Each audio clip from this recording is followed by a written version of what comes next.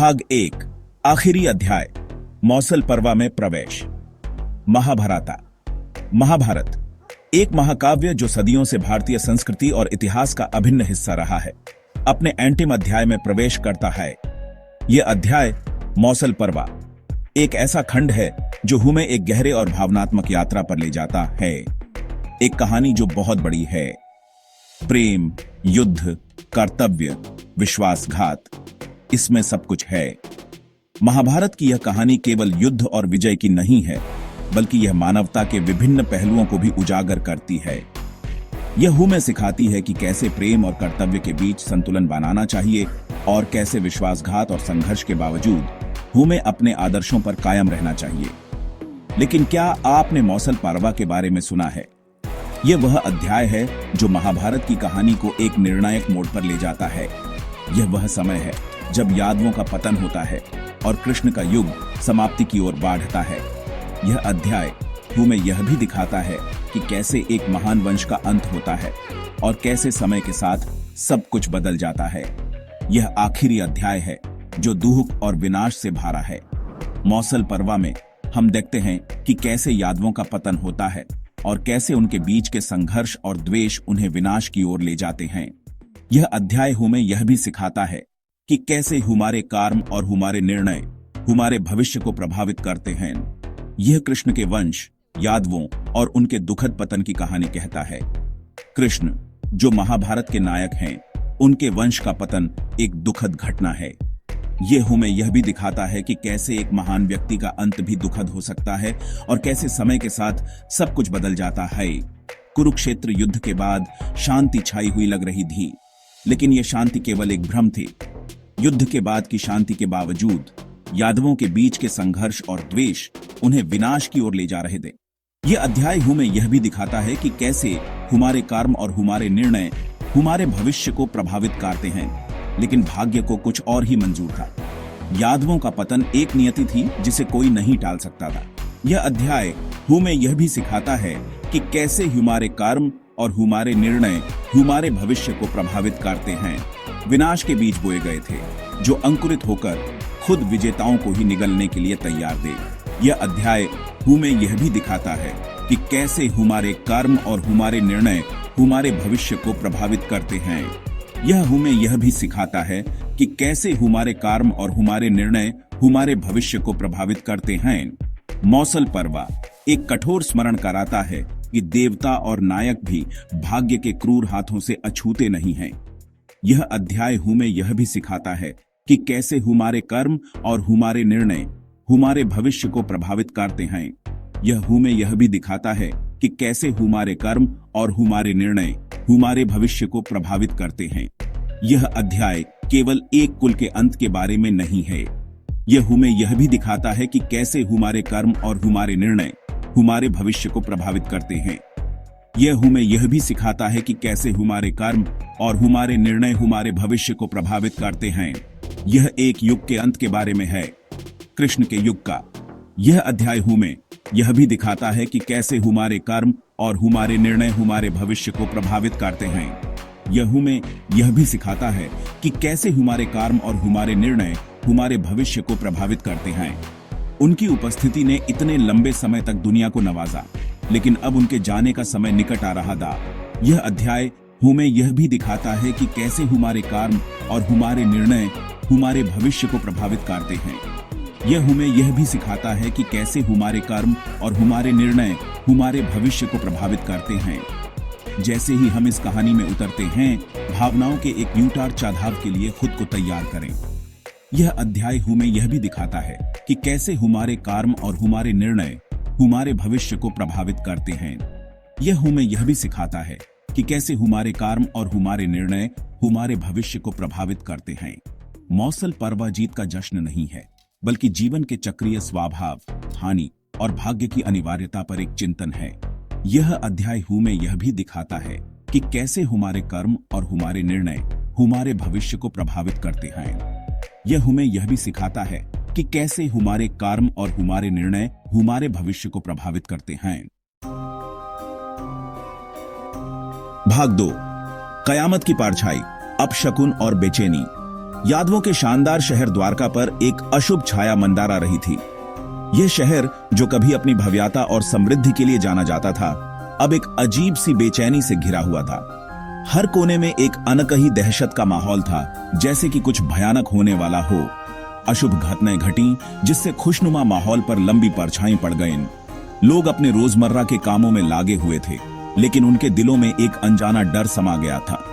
हर कोई महसूस कर रहा था कि कुछ गलत हो रहा है, लेकिन कोई भी आय से शब्दों में बयां नहीं कर पा रहा था। दूरदर्शिता से संपन्न ऋषि मुनियों ने आसन्न कयामत की भविष्यवाणी की।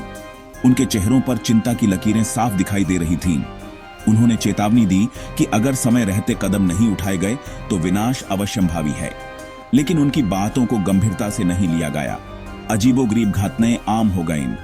पेड़ पौधे मुरझाने लगे, आसमान में अजीब रंग दिखाई देने लगे और रातें असामान्य रूप से लंबी और डरावनी हो गईं। गांव के लोग इन घटनाओं से भयभीत थे, लेकिन वे इसे समझ नहीं पा रहे थे। हथियार अनायास आग की चपेट में आ गए। योद्धाओं के लिए यह एक बुरा संकेत था। वे अपने हथियारों को पवित्र मानते थे और उनका इस तरह जल जाना उनके लिए एक बड़ा धक्का था। यह मानो एक संकेत था कि युद्ध और विनाश निकट आए। जानवरों ने बेतरतीब ढंग से व्यवहार किया। उनकी चीखें उस डर को प्रतिध्वनित करती थीं जो यादवों के दिलों को कुतर रही थी। पशु, जो आमतौर पर शांत और संयमित रहते थे, अब अजीब और खतरनाक तरीके से व्यवहार कर रहे थे। यह सब एक बड़े संकट का संकेत था। प्रकृति भी आसन्न त्रासदी का शोक मनाती हुई प्रतीत हो रही थी। पेड़ झुक गए थे, फूल मुरझा गए थे और पक्षियों ने गाना बंद कर दिया था। यह मानो पूरी प्रकृति ने अपने ऐप को इस आने वाले संकट के लिए तैयार कर लिया था। हालांकि अभिमान और आनंद में अंधे यादवों ने इन चेतावनियों को नजरअंदाज कर दिया। वे अपने उत्सवों और आनंद में इतने मग्न थे कि उन्होंने इन संकेतों को गंभीरता से नहीं लिया। उन्हें लगा कि यह सब केवल अंधविश्वास है और उनका शहर सुरक्षित है। उन्होंने उन्हें केवल अंधविश्वास कहकर खारिज कर दिया। उस तूफान को पहचानने में विफल रहे जो क्षितिज पर मंडरा रहा था। वे इस बात को समझ नहीं पाए कि यह सब संकेत एक बड़े संकट की ओर इशारा कर रहे हैं। उनका यह अज्ञानता और अभिमान ही उनके विनाश का कारण बनने वाला था। बुद्धिमान और दिव्य कृष्ण ने सच्चाई को देखा। उन्होंने इन सभी संकेतों को समझा और जाना कि यह सब उनके कुल पर लागे अभिश्राप का परिणाम है। कृष्ण ने अपने लोगों को चेतावनी देने की कोशिश की, लेकिन उनकी बातों को भी नजरअंदाज कर दिया गया। वह जानता था कि उसके कुल पर जो अभिश्राप लगा है वह अपने चरम पर पहुंच रहा है। कृष्ण ने अपने दिल में इस सच्चाई को स्वीकार कर लिया था कि अब कुछ भी नहीं किया जा सकता। उन्होंने अपने लोगों को बचाने की पूरी कोशिश की, लेकिन अब समय निकल चुका था।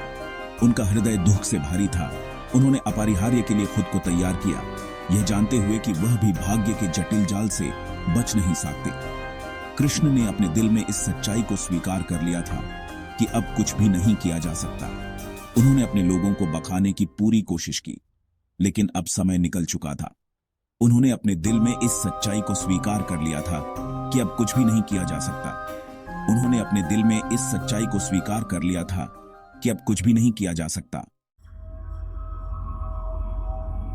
भाग 3। श्राप जड़ पकड़ लेता है। विनाश के बीज। विनाश के बीज वर्षों पहले बोए गए थे। लापरवाह कार्यों और देवता के प्रति अनादर का परिणाम। सत्ता के नशे में चूर यादव नम्रता और धार्मिकता के महत्व को भूल गई थी। यह सब एक शरारत से शुरू हुआ।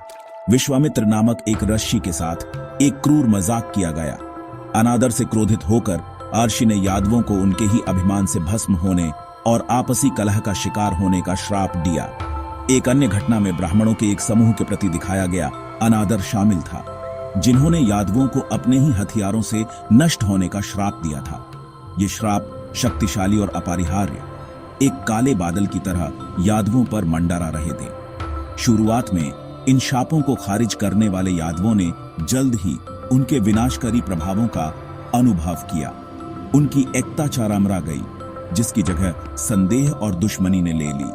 आंतरिक संघर्ष पैदा हुए, जिससे कबीले का अटूट बंधन कमजोर हो गया। भाग 4। कृष्ण का विलाप। एक भगवान का दुख। अर्जुन के सारथी, कुरुक्षेत्र युद्ध के रणनीतिकार।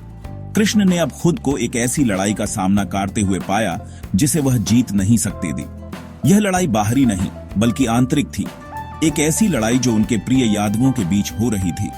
उन्होंने देखा कि अभिश्राप उनके प्रिय कुल पर अपनी पकड़ मजबूत कर रहा है, उन्हें अंदर से ही तोड़ रहा है। यह अभिश्राप केवल एक शारीरिक विनाश नहीं था, बल्कि एक नैतिक और आध्यात्मिक पतन था जो उनके प्रिय यादवों को निगल रहा था। उनका हृदय दुख से भारी था। कृष्ण ने अपने लोगों को आत्मविनाश के मार्ग से दूर ले जाने की कोशिश की। उन्होंने अपने लोगों को समझाने के लिए हर संभव प्रयास किया, उन्हें उनके कर्तव्यों और धर्म की याद दिलाए। उन्होंने उन्हें उनके धर्म, धार्मिकता को बनाए रखने के उनके कर्तव्य की याद दिलाए। उन्होंने उन्हें बताया कि धर्म का पालन करना ही सच्चा मार्ग है और केवल यही उन्हें विनाश से बचा सकता है। लेकिन उनके शब्द बहरे कानों पर पड़े। यादवों ने उनकी बातों को अनसुना कर दिया। वे अपने अहंकार और इच्छाओं में इतने डूबे हुए थे कि उन्हें कृष्ण की चेतावनियां सुनाई ही नहीं दी। यादव अपनी इच्छाओं से भस्म और अभिमान से अंधे होकर अपने प्रिय कृष्ण की दलीलों पर ध्यान नहीं देते थे। वे अपने ही आनंद और उत्सव में इतने मग्न थे कि उन्हें आसन्न खतरे का आभास ही नहीं हुआ। वे विनाश के रास्ते पर चलते रहे। उनकी हंसी और आनंद आसन्न कयामत की गूंज थी। यह एक ऐसा मार्ग था जो उन्हें केवल विनाश की ओर ले जा रहा था और वे इसे समझने में असमर्थ थे। विष्णु के अवतार पालनहार कृष्ण ने असहाय होकर देखा कि उनके अपने ही परिजन अपने अवश्यंभावी अंत की ओर बढ़ रहे हैं। उन्होंने अपने प्रिय यादवों को बखाने के लिए हर संभव प्रयास किया, लेकिन वे असफल रहे।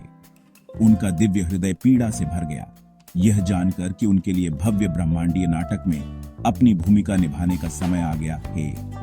यह एक ऐसा समय था जब उन्हें अपने प्रियजनों को उनके कर्मों के परिणाम भुगतने देना था और यह उनके लिए सबसे कठिन परीक्षा थी। भाग 5 पागलपन की रात। भ्रातृहत्या और अराजकता। शराब के नशे में धुत विवाद के दौरान श्राप अपने चरम पर पहुंच गया। शराब और लंबे समय से दबी दुश्मनी के कारण यादव एक दूसरे पर टूट पड़े। जो बात एक छोटी सी तकरार के रूप में शुरू हुई, वह अकल्पनीय भयावहता की रात में बदल गई। भाई भाई से लड़े, चचेरे भाई से। जिन हथियारों ने कभी उनके राज्य की रक्षा की थी, वे अब उनके विनाश के साधन बन गए थे। रात में तलवारों की झनकार, मरने वालों की चीखें और आकाश का रोना गूंज रहा था। एक समय की शक्तिशाली यादव सेना अपने ही हाथों नष्ट हो गई। द्वारका का सुंदर शहर अपने ही लोगों के खून से सना हुआ है। पागलपन की रात ने किसी को नहीं बख्शा, मौत और विनाश का निशान छोड़ दिया। कृष्ण ने इस नरसंहार को देखा, केवल निराशा में देख सके। श्राप अपना काम कर चुका था। यादव अपने ही पागलपन से भस्म होकर अपने ही सर्वनाश का कारण बने दे।